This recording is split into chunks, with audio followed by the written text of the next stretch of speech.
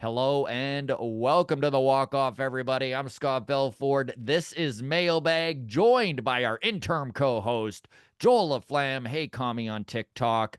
I know that normally it's a Monday morning mailbag on a Tuesday afternoon, but my flight back from Seattle wound up getting canceled. I needed to stay overnight in Vancouver, and then a late flight yesterday. So here we are on a Wednesday afternoon, 2 days late.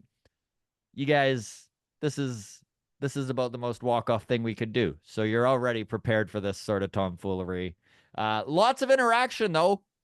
Had all sorts of stuff to get to here. Lots of comments and questions over the week. You can always reach out on Twitter at Walk Off Podcast. You can get that Patreon bump. If you're a member of the Patreon, you automatically get your comments and questions in. I always comb through the Discord as well. I know a few of you are looking to get into Discord from the Patreon. We are working on it. And for the rest of you, I know Discord is a happening place. So I grabbed a few from there. And then YouTube. Always try and comb through the YouTube comments to get your questions and your comments there. And on that, we will dig right into this thing. We will start with Tim Mayza. This was a Twitter comment from Henry. He reached out. He said, "Hey guys, so is Tim Mayza gone? Question mark. If he clears waivers, does he go to Buffalo?" So quick answer there. Yes, Tim Mayza is gone. In fact, it was even announced this morning that the New York Yankees actually signed Tim Mayza to a minor league contract. Now, I know, Joel, there's a lot of folks who have reached out who were a little confused about this and were just wondering why they would let an asset like Tim Mayza go and not send him down to Buffalo to work on his stuff. And I mean, this is just a Kevin Biggio scenario, right? Where he had the tenure and the amount of time in the league to turn down a demotion. And so he opted to go to waivers. He cleared waivers, which means that the Jays are on the hook for his salary this year, which was, I think, just under $2 million. And then he became a free agent. So the New York Yankees actually signed Tim Mayza to a minor league deal, and then he is going to go work on his stuff in AAA with New York. I hate this so much, dude. It's nice for Tim. It is great for Tim, and I do It's wish nice him for all the Tim. best. Tim's like, if you remove all that, like how you feel personally about it, for us, it sucks. For him, it's nice. It's nice that he goes to a contender. It sucks what team it's on. Yeah. This is ideal for him. He gets paid out his previous contract. He signs a new contract. He's with a contender. So if he makes it back and they win the World Series, hell, he can win a ring, right? That's the way to Yeah. do it from his end. But yeah, it from Jay's perspective, it sucks. Losing these assets, watching them, at least in the last 12 months, seeing like, I remember in the last 12 months being like high on Biggio. Biggio made a play at the end of last year where he like made an unassisted double play on a catch and diving tag play at third. And I was like, ooh, he's starting to hit a little bit more. And I'm like, oh, Kevin, is he that finally going to step into that utility role? And then, gone. Tim Mayza gone. Tim Mayza last year was such a revelation out of the pen. He was, lefties didn't even matter late in the game. No. You face a lefty, at least, early on in the seventh. Oh, guess what? Jordan and Tucker are coming up. Who cares?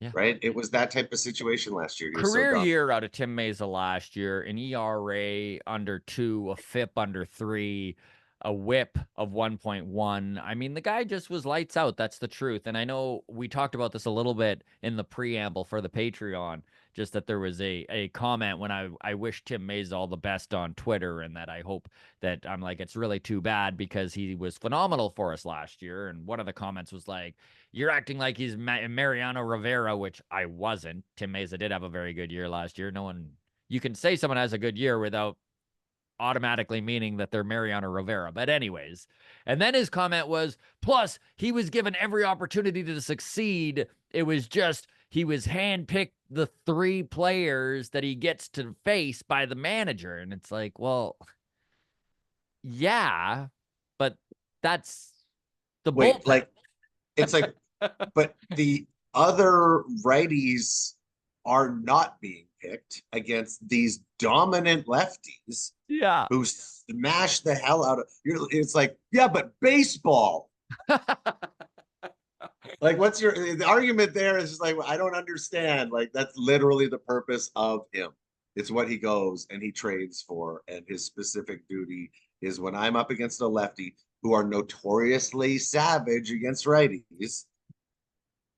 I cover that. That's my job. So to be good at your job when we have like, you know, the alternative exists. The lefties who just are absolutely atrocious and can't get Yes. lefties out, right? So it's just like, which is kind of Mayza this year, Tim Mayza right? 2024. Yes. Right. So, you Relievers are know, such an enigma, dude. I just like you always forget when they're dominant that they were failed starters. And then when mhm. they are bad, you're like, oh yeah, there's a reason that they're in the bullpen. You know, like with a few exceptions. I'm well aware that there are dominant bullpen guys that are just Emmanuel Clase types, but those are pretty few and far between.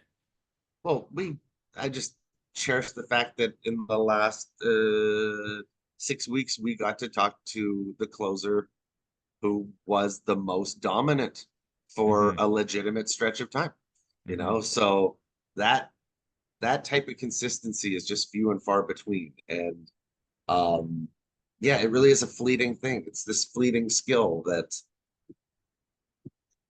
it's another aspect of it is that these are failed pitchers or these are failed starters, right? So there's an extra element of failure in their game.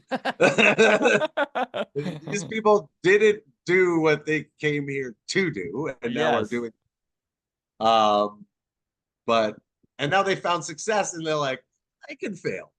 Yeah. Just because you found a way for me to be successful doesn't mean I can't go eat a bunch of Cheetos in the off season and turn to absolute shit, right? I mean, the amount of bullpens that have been absolutely dominant return with the same cast and then just are not the same. I mean, this is really one of the biggest problems with the Blue Jays this year, outside of the fact they can't score a freaking run to save their life. But I mean, like outside of the scoring, the bullpen has really been the biggest part that has let this organization down.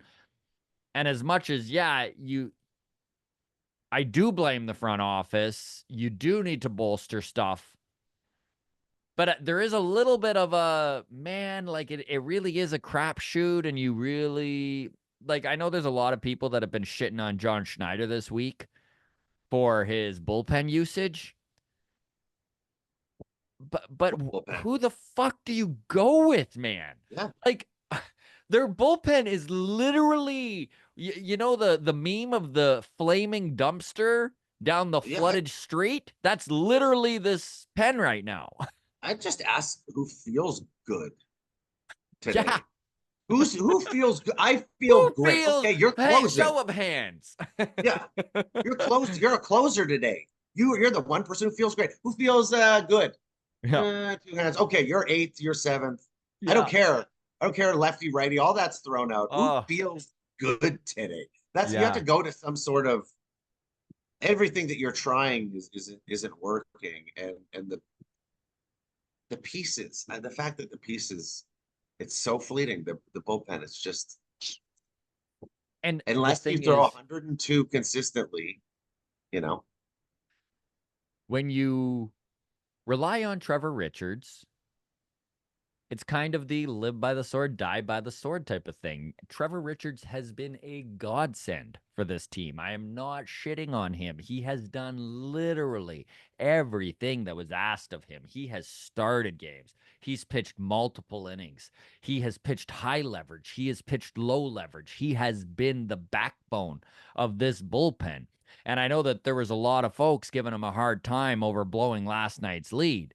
But I mean, pretty tough to blame Trevor Richards in that moment You're a team that's built around pitching and defense lets you down like they did last night, it's really hard to be like, Trevor, how could you do this to us? Like, Andy's overworked.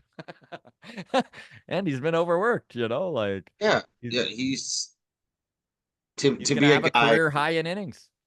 Well, he's the anti Tim Mayza. Yeah, Last year he was, let's get rid of him. 2 years ago? Who is this guy? We can't. yeah, Why is he on the team? yeah. We gave up To Rowdy Telez for this. Yeah. a very valued piece of this bullpen, and as arms fall to the wayside, his value has only increased, right? So he's gone from being a opener, mid relief, low leverage, high leverage, setup, now closer, Mm-hmm. right? Like he's the jack of all trades out of that bullpen this year, and you kind of gotta like see that's the other issue is that we buy high on relievers and we sell low. We buy Eric Swanson for Teoscar Hernandez, and then when we're done with him, we DFA him. We Like, DFA him. Yeah. right? Like that's what that's so maybe it's a situation where in a season where you don't think that you got it, you got to invert that. You got to take the relievers on a high point and go, let's try to get next year's hot reliever out of this. Let's try to move a piece high as opposed to the like And I mean, spending big money and there's examples, right? Like Genesis Cabrera is a guy that they picked up for almost nothing last year and was very, very good for this bullpen at the end of last season. He was. I mean, he's been a roll of the dice this season. So there are examples of that, but I agree 100% that this organization tends to buy high, sell low on a lot of their assets, which is Mhm. just not good business. We'll go back to Twitter here. Johnny DM'd and said, listening to Ryan Dempster talk about the Cubs, you could replace Cubs with Blue Jays in almost everything he's saying, and it would still play. The Cubs are another team that, if you look at, are very comparable to the Blue Jays and the Seattle Mariners. Again, the Mariners, everything is working out for them. So Mariners fans are still waiting for that other shoe to drop. It might not, right? The Jays made the playoffs last year by the skin of their teeth, but they were in it, right? Ross Atkins won't let us forget it. But so he says you could replace Cubs with Blue Jays and it would still play. You start to realize, and I love this aspect and this part of what he's saying. You start to realize that there just aren't enough middle of the order bats to go around. Just like there aren't enough high leverage relievers, just like there aren't enough good catchers for the league. I mean, we're seeing it. We're seeing it right now. I mean, Joel, you and I have fricking been screaming about no cleanup hitter in this lineup for 2 years now. People are sick of hearing us talk about it, but it's such a glaring, obvious hole, right? And I mean, yeah, catcher's another one where right now, as it speaks, with Danny Jansen and Alejandro Kirk, Gabriel Moreno is not lighting the world on fire right now.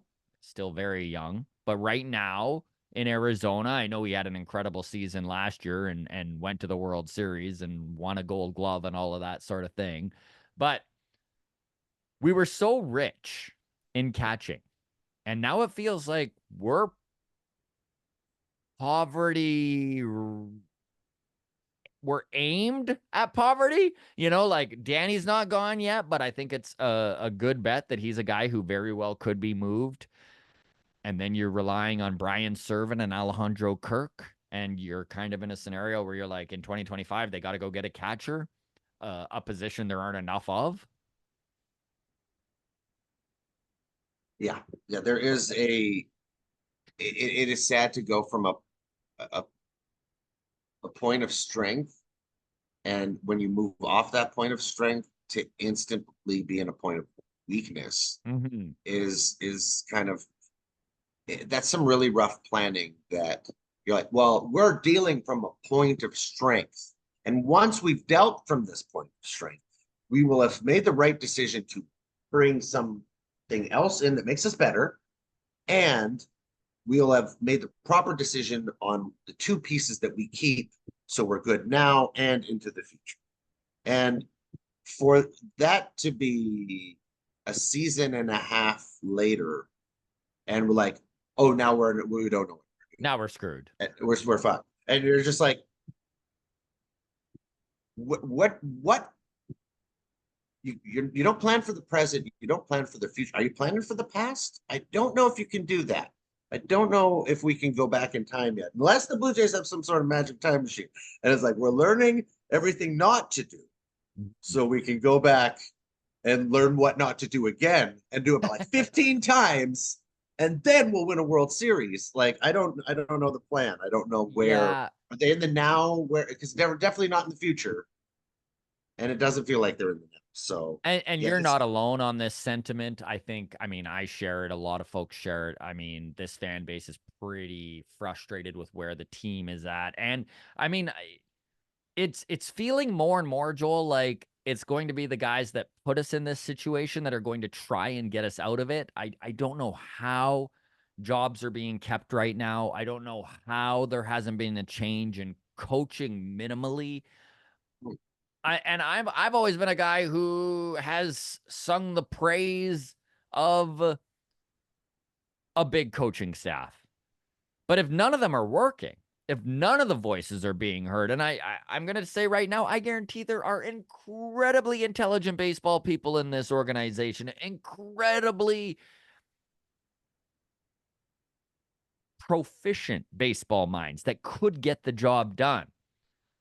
But when you're in a situation, and I hate to keep talking about groupthink and collaboration, but when you're watching your favorite team in the world circle the drain and be told things like, I'm sure everyone's aware that, the major league executives are coming out and saying the Blue Jays are going to sell. It doesn't sound like they're selling anything other than expiring contracts. That just came out today. And if that's the case, then it's got to be Ross Atkins that is doing the moving. And you're expecting a guy who has zero successes with building the farm system up to go out and get the best prospects to reinvigorate this organization. Look at this face I have to make. Oh, I don't want man. to make that face. That's the face I have to make. It's dirty. It's icky. It's bugs crawling at you while you're trying to sleep. That's what. And I will say, Joel, people are even getting sick of hearing about this. But what? Every time we start a baseball conversation about the Toronto Blue Jays, this is the wall we hit.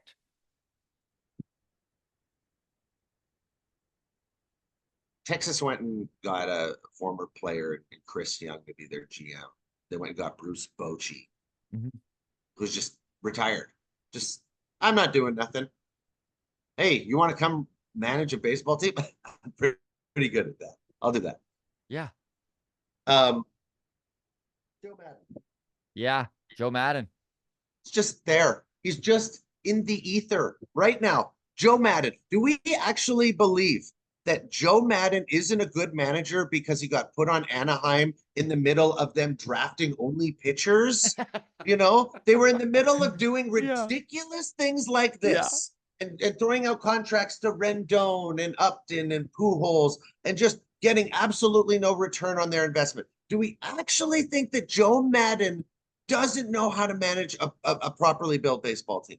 He sits there. He's out there. We felt the wrath of Joe Madden for a decade when he was managing an underwhelming lineup, what he can do with a team like that. And I just sit there and I go, is he done? Is he out to pasture? No, I think that's a witty mind. I think that's a clever guy. I take Joe Madden till he was 75, 77-year-old Joe Madden. I just feel like, Joel, they're out there. They are out there. I know his health is touch and go, but Terry Francona's out there. There's guys out there who might be interested in managing a club And it's interesting to see who continues to get the managerial jobs. And it's going more and more, the league is going more and more in the direction of the Toronto Blue Jays of bigger staffs, more coaching, fewer major leaguers at the helm, and more analytics involved. And again, this is not a slag on analytics. Frick, I love analytics. But it's just like for the Blue Jays, I'm past the point of believing in this Blue Jays analytics system. I think they look at singular numbers. I think they look at OPS like it's there's a number that tells me something. There's a number that tells me something. This number is 840 OPS. It's a number and it tells me everything I need to know. Teo is an RBI guy. He's just an RBI guy with 19 home runs and 60 RBIs. That's just what he is. What's his OPS? 800. That's what he is. It's an RBI. He's 800 because if there's runners on base, he's going to crack a double or a home run. He's going to knock guys in. His offense is built off of that. You have to understand 1 through 9 hitters. We don't know anything when it comes to a lineup. You can be this guy today, and you can be this guy. Nobody's trying to be a 2-hole hitter. Nobody's trying to be a leadoff hitter. They all have the same general swing path, and with the all mentality is all the same across the board. There's no Kenny Lofton. This was one of the things, the questions, I guess I'm segueing into that kind of right now. How would you build a lineup? Yeah. Actually, I'll just let you do that. I don't know if that's a great transition here. So mailbag question. This is from our Patreon member, Mark Drabert. And he says, if you were a GM and had a chance to rebuild a lineup, how would you do it? What positions and skills would you prioritize? Are you looking for different skills out of certain positions? Would you draft certain types of players over others? For me, every player in the lineup would have either power or speed. These are aspects that I'm after. Would love to know your ideal lineup and how it is built. So, yeah, jump off of there, Joel. To me, I still think classic lineup construction is kind of forgotten in this day and age. We're at the point where Otani's leading off and Kyle Schwarber's leading off. I know it gets them more bats. I understand that concept that hey, every once in a while you're going to get one more at bat out of this guy, as opposed to. But I've never been a fan of the leadoff home run. I've never been a fan of this guy gets into one quite often in the first inning. Don't tell me that he wouldn't be getting into that same pitch just as much if he was hitting third. Yeah. And there's a 38% chance the leadoff guy is on, followed by a 36% chance the 2-hole hitter is on, and a 15% chance that both of them are on, as opposed to, and then comes up the home run hitter. No, the home run hitter was in the leadoff spot. I don't understand that. That doesn't make sense. You're trying. It's the only inning that you get to plan for. Everything else is random in who's coming up. I still feel a classic 4-hole hitter, a Joe Carter type, a guy who hits 260 to 270, who is a 30 home run. Edwin Encarnacion was this hitter. I don't care about the strikeouts. I don't care about streakiness. This was a thing that the team was criticized for. Oh, they're streaky. That's what hitting is. Yeah. When you succeed when the best succeed 30% of the time at hitting the ball, that's very streaky. Even the most Tony Gwynn was streaky. What? He was. I'm sorry. You're not succeeding enough to be consistent. It is literally mastering inconsistency is what hitting is. So the idea, I look at the end of the baseball season and the baseball card, what it says 85 RBIs. It says 95 RBIs. Oh, but he was streaky in June. I don't care. It's wins. The 95 runs play across the season. Let's start looking more at classic stats. I look at our mistakes were Matt Chapman believing he's a 4-hole hitter. Matt Chapman is a beautiful 6'7" guy on a contender. When he can play that kind of defense, give you 20 to 25 home runs. If he's hitting 235, 240, that's not a 4-hole guy. Yeah. That's what we've been doing. We were putting Chapman and Farshow and guys like that in the 4 hole and saying, oh, well, this against righties. This against righties. What happens when the lefty comes in and you have to pinch hit your 4 hole hitter? Mm-hmm. What happens when that, oh, that's good against the starter? What happens when they throw in a lefty reliever 2 times to go after your guy late? What is he then? Well, Teo goes from being a 770 guy against righties to being a 980 guy against lefties, right? And you can't make that move because it's a stupid move. It's the antithesis of a move. So lineup construction is so much beyond just looking at singular numbers. It's understanding batting average, speed, doubles, triples, all these elements, how they play, what a clutch hitter is, how you fill out the bottom of your lineup, and what if you can get offense out of second base, that is so much more valuable. The way Marcus Simeon was putting up 45, if you get Marcus Simeon type offense out of second base is routinely a less offensive position. So there is much more room to have superior offense if you're getting that one player who's dominant at a weaker offensive position. It's where we were with catching when we had Kirk and Jansen Mm-hmm. firing. We had offensive dominance from an offensively weak position. We had offense coming out of second base.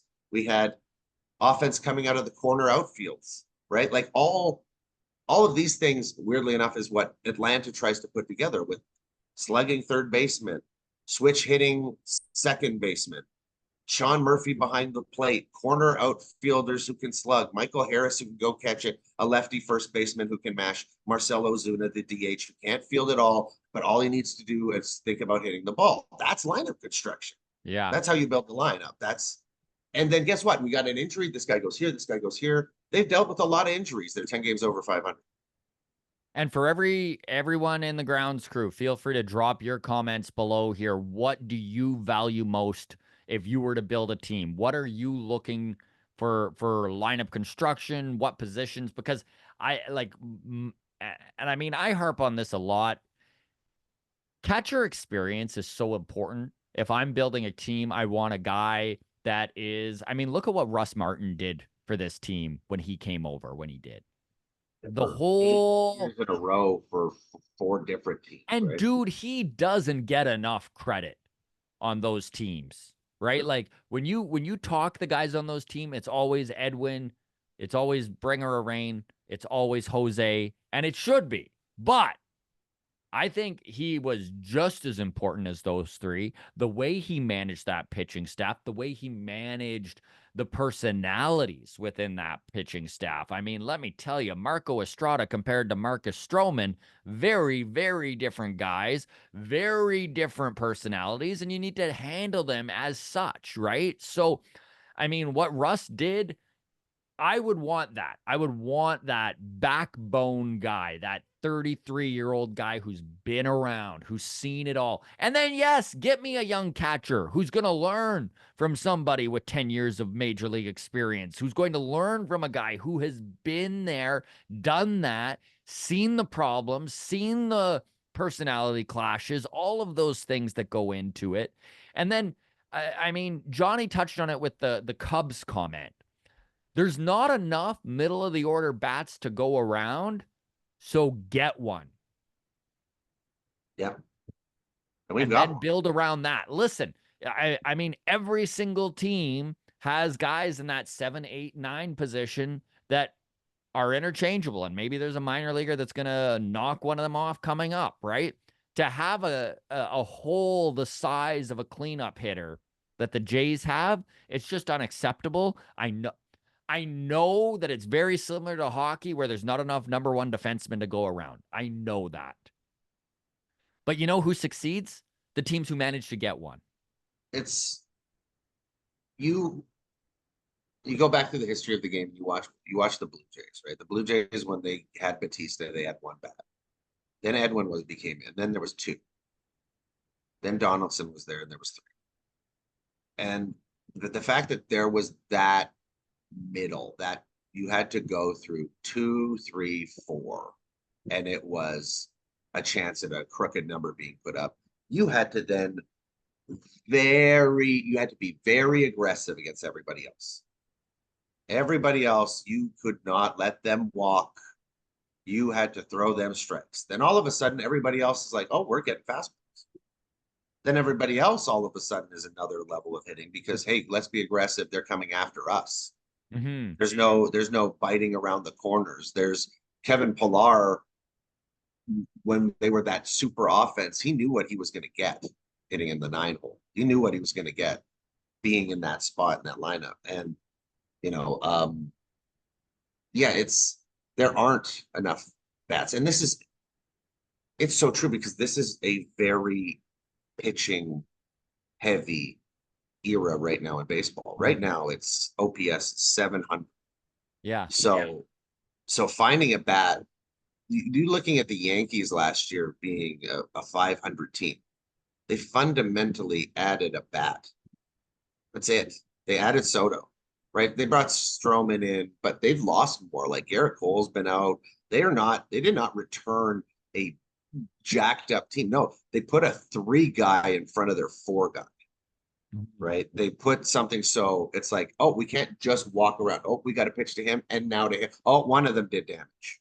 One of them will do it tonight, right? There was a night where there was 3. We had 3, right? There was a time just in 2021 where Springer, Simeon, Bo, Vladdy, Teo, Lourdes, God, that's a long lineup, eh? When you right? start Right? naming them off.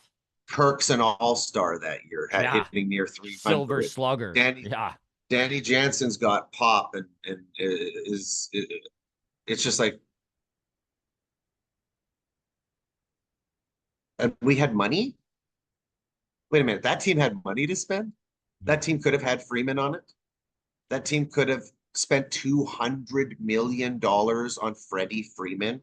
Does that they could have spent 40 million more, and you would have looked at that contract, 200 million for 7 years of Freddie Freeman, and you'd be sitting here right now if him at a 920 OPS, and you're like, oh yeah, that was a good deal.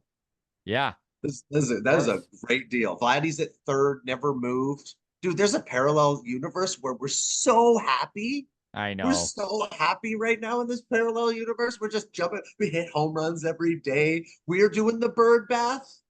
And I'm so greedy, Joel, that I would give anything to make parallel universe Scott and Joel miserable and for us to be happy. Yes. Let Yes, them be fuck those miserable, I guys. say.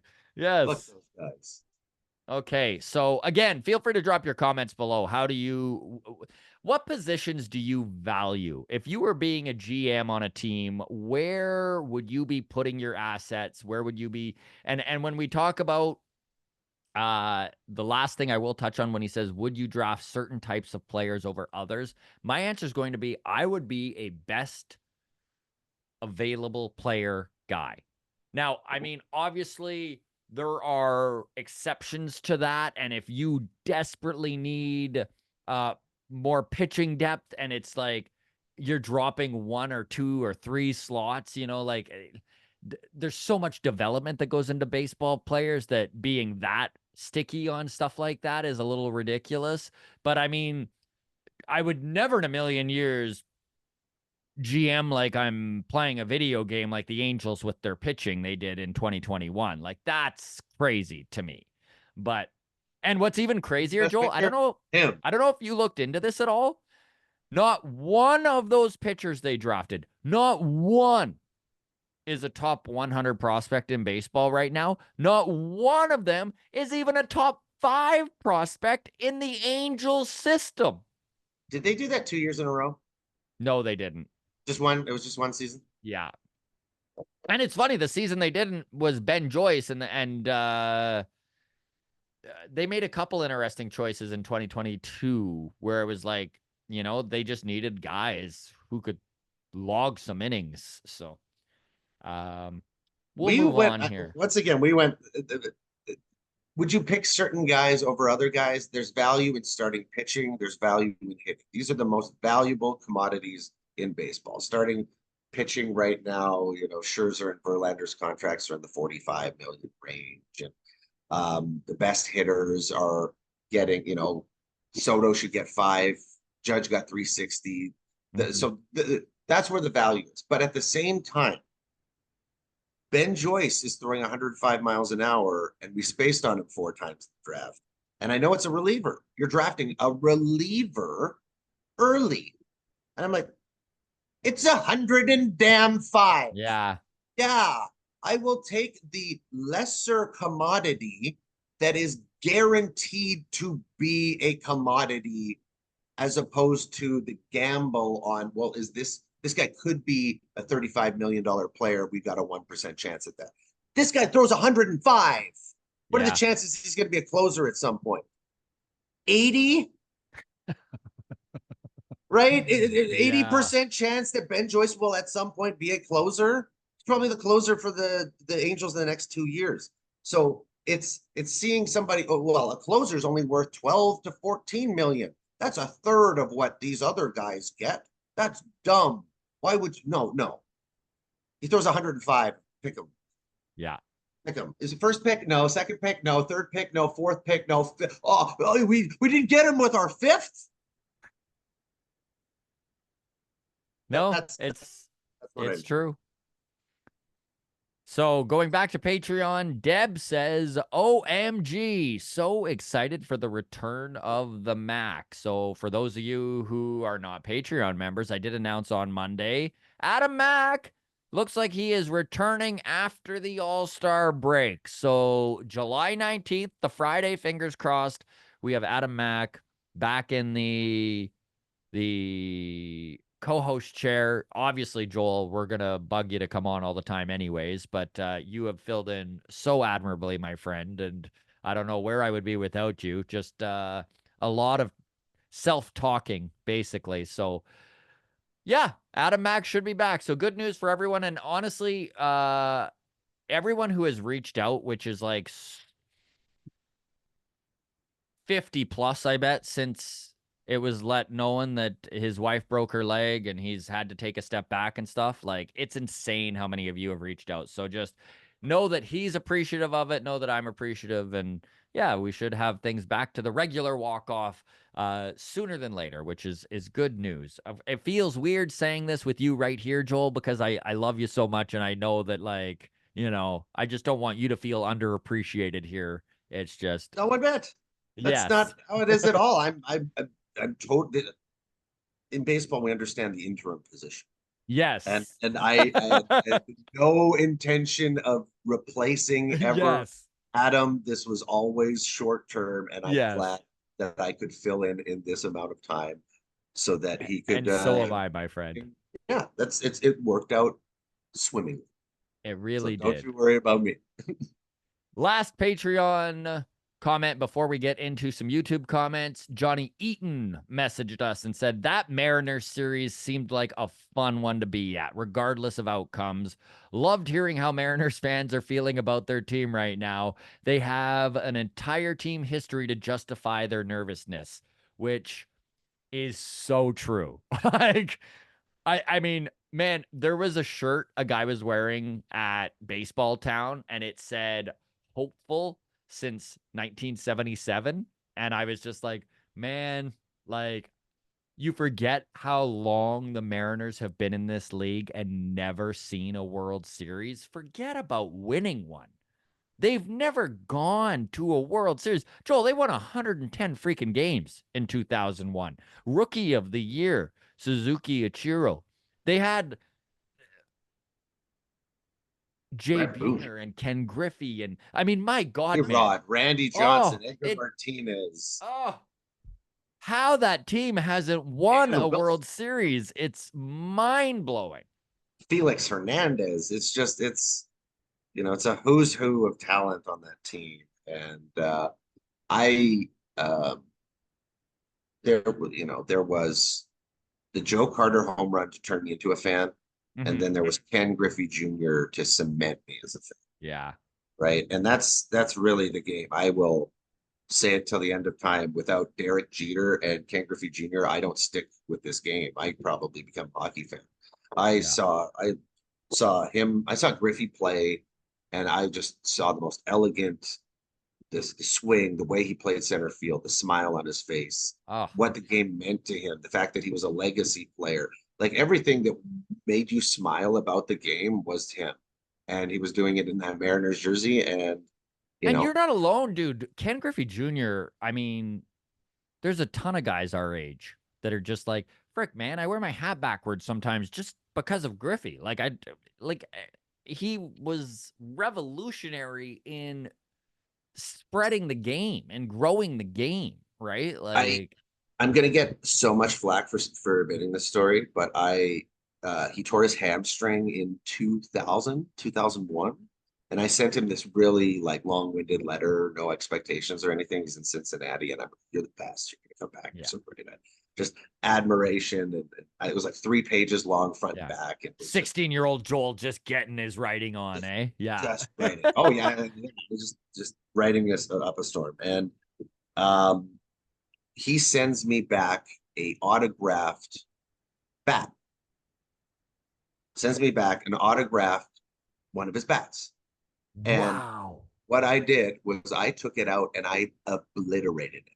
I smashed the shit out of it. And they're like, what are you doing? I'm like, I have to swing. And they're like, no, it's autographed. It's a Ken Griffey Jr. autograph bat. I'm like, I don't care. I have to know what it feels like Oh to my smash one God. with this.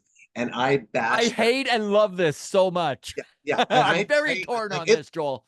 it lasted I want to say it lasted the entire summer, and then I broke it like the next year. I remember my friend Brian was I didn't even break it.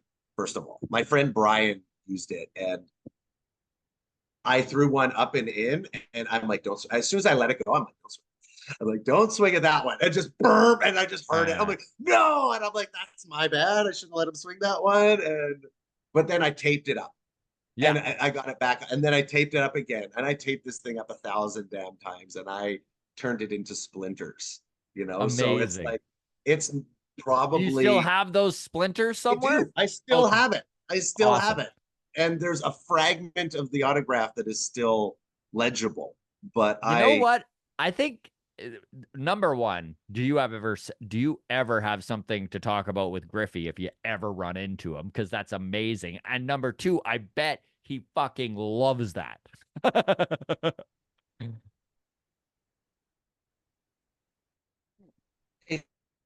I hope so. Yeah, I hope so because I'm a baseball idiot of all time after admitting he obliterated the side Ken Griffey which is just still so funny. I model. love that though, man. All right. So we will Please now don't steal. go to the YouTube comments. We've got 3 comments to get through here before we wrap this thing up. Always appreciate all of your interaction. Of course, you can reach out for next week on Twitter at Walk Off Podcast. Drop your comments here on YouTube and we will try and get to them. So this one is from Why I'm Smarter Than You. And he says, Blair and Barker were talking to Brett Boone yesterday, and the former Mariner lamented that his club didn't replace Teoscar for 2024. The Toronto duo literally laughed out loud, which it really is such a funny thing to bring up to Toronto fans, being like, man, I can't believe the Mariners didn't replace the offense of Teoscar Hernandez. And every Toronto fan's like, yeah, I feel that. Like, uh, I, I, yeah, it hurts me the most because I just such a fan of Teo. I'm such a fan of him. I put on my GM hat and I'm like, created him. He is happy here. He yeah, likes these players. And all I would hear is, we're not resigning. And it was like 2 years, like it was his 120 RBI year. And it's like, no, we'll get rid of him. He's got to go. The defense is just too shoddy. And I'm like, yeah. I just thought it was the most ludicrous thing. And I still think it's the most ludicrous thing to get rid of him for a relief pitcher. And it's, yeah, he's a special hitter.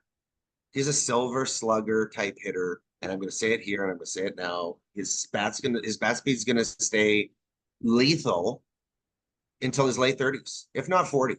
And you If know not what, 40. Joel? This is something that people were saying would be the case, is that his bat speed would slow down even now. And it's really interesting to watch that not be the case at all. His swing is actually far more sound than maybe a lot of us gave it credit for. And yeah, he has seen no reduction in power. He's seen no reduction in RBIs.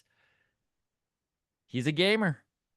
Yeah, that Colorado home run that he hit, the 101 low and away, Mm-hmm. put them up in the ninth. Like people don't do that. No. People don't take 101 down low and away and drive it 430 opposite field. And the fact I still think about how the field plays, the Jays field plays up for him, honestly, more than it would have anybody. The dimensions of bringing in the field. Oh, guess what? He's got less defense to play, number one. And his swing is an opposite field launch job. And there were so many times that ball would come up. He'd hit it real good, 375 to the wall. And you're like, that carries now. He probably Mm-hmm. carries more opposite field power than our lefties do pull power. And yeah, and you know what, free agent next year. All right, going back to YouTube, Mark Kynes says Vlad is the best thing to happen to the Jays. They need to give him something like 9 years, 10 years for 300 million if that does it. I'd be gutted if he moved on. Also, just pointing out, have you noticed how good Gabriel Cancel has been in Buffalo? In just 7 games, he's hit 5 home runs. He might be a gem in the rough. So, Gabriel Cancel, actually, he popped another one recently. He plays second base. He was picked up out of the Independent League. He was playing in the Atlantic League for the Charleston Dirty Birds. And just another guy that a long shot dude. He was drafted 6 years ago, fell out of affiliate ball, and all of a sudden has found his swing. Second baseman. So these are his numbers in 39 at bats. Incredibly small sample size. But to quote Adam Mack here, I'd rather a good small sample size than a bad small sample size. And Gabriel Cancel is providing just that. He's hitting 410, 6 home runs, 11 RBIs, 2 stolen bases, and an OPS, a paltry 1,474. So good on Gabriel. I always love when an independent dude can kind of get a second kick at the can. So I'm rooting for him, but Blue Jays fans don't expect too much here. Yeah, the thing about the game is I think it's a real weakness in the game is how the rich are so rich and the young players who have to stick around. Baseball isn't basketball. Baseball isn't football. It's not hockey. All of these sports, you're relatively what you are at 22. You are what you are at 22.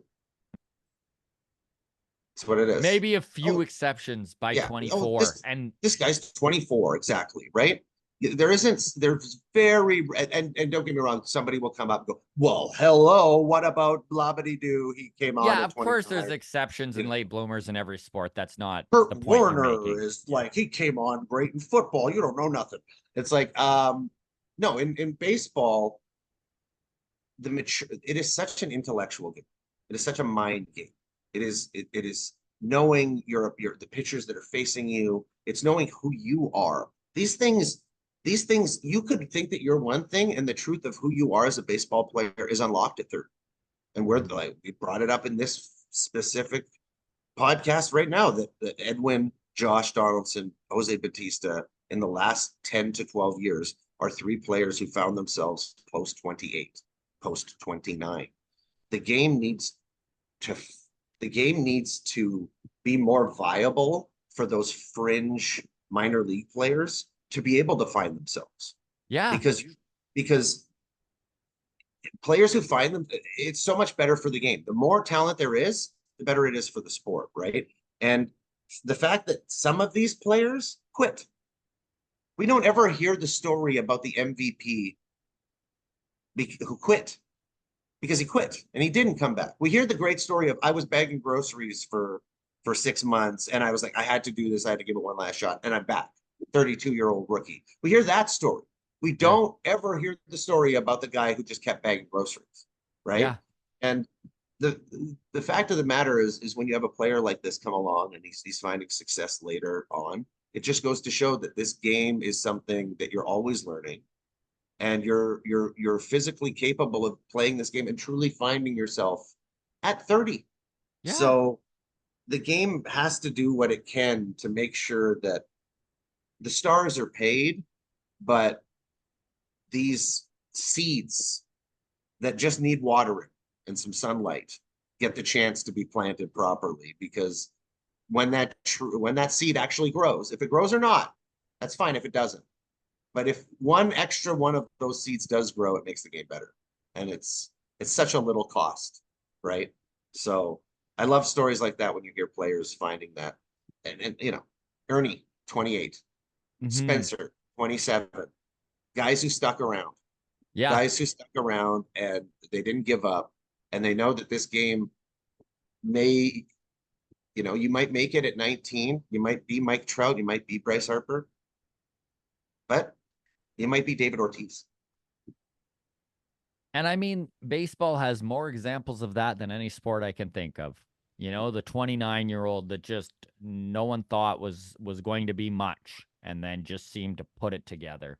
We will end on a comment from Andrew McLeod on YouTube, and he goes, Joel, you have pinpointed the issue. Now, this is when we were talking about Vladimir Guerrero Jr. It's why, by the way, I know I had a ton of comments on Vladdy. We just spent almost our entire episode on Friday talking Vladdy, so I figured we'd touch on it once here, but Joel, you've pinpointed the issue. Vlad has been in the organization longer than Mark Shapiro, and he's still the best player the Jays have. Shapiro is a narcissist. He won't pay Vlad what he is worth. I mean, I hope Andrew's wrong. I think we touched on this on Friday. We both want Vlad to be back within this fold as they undergo a retool or rebuild. I mean, it's looking less and less like there's any sort of rebuild on the this season anyways. Maybe they will in 2025. I mean, I hope that they get something for these assets if they don't, because we're sure watching a lot of assets either lose their value or just go right out the door for nothing, which is frustrating. But Somebody should just do a TikTok account where they're a time traveler from like 2034, and they're like, I've come back and nothing happens we're still last place. That we oh deal them. The regret that we have 9 years from now from not dealing these players and getting rid of this front office in the middle of this season is a pain that you will deal with forever. Get rid. I've been sent back in time to try to stop the robots from taking over and yeah. giving Blue Jays fans a chance at some happiness over the next decade, you know? And then he starts to like disappear. Oh, you're listening to me. Oh, and he just fades off like, Don't trade Spencer Horowitz. oh, fades off in the distance. Like I wonder if I'm going to go tweak my TikTok account right now. Just to Yeah, that's right. Jays fan from the future trying to warn us, because it is this situation where it's like, this is the way that we're going to go. We're not going to get rid of Atkins and Shapiro now. They're probably going to be in charge of who goes where. They don't want to deal Bowen flat. I don't want to deal Bowen flat, No. but you fucked it up. You Yeah. fucked it up, right? And it's a very different situation. If there's a core here and all these players are here and we know what the team is, we know the identity, and we're contenders and we stick around and we buy them, they don't want to be here. They don't want to be with a front office that doesn't know what they're doing. So it's just like, how can you get them to come back when all they see are morons who failed them and constructed the team incorrectly, and their friends go and they're like, no, it's okay. This game is more than your friends. We bring in these guys who can perform They're not your friends. These are performers. They'll perform. They're good players. And your loss is just you just lose more. And you're like, I thought it was. Are you sure it's not fun? Or like, oh well, maybe we'll go back and get some fun. No, I don't know what to. And when you see them make mistakes and be wrong over and over and over again, and you're like, well, I'll give them a chance. Maybe they're right. Maybe they're right. Maybe they're right. You can only say that so many times until you cut your hair and you want to do something else and you start playing for yourself. You start I playing for will your own. say this. We'll end on this, Joel. This front office absolutely must either extend Bo and Vlad or trade them for every possible asset they can get in return. Anything else is the biggest fucking failure I can think of. If they let these two walk for comp picks, like I don't know, man. Like I don't even know what I would do.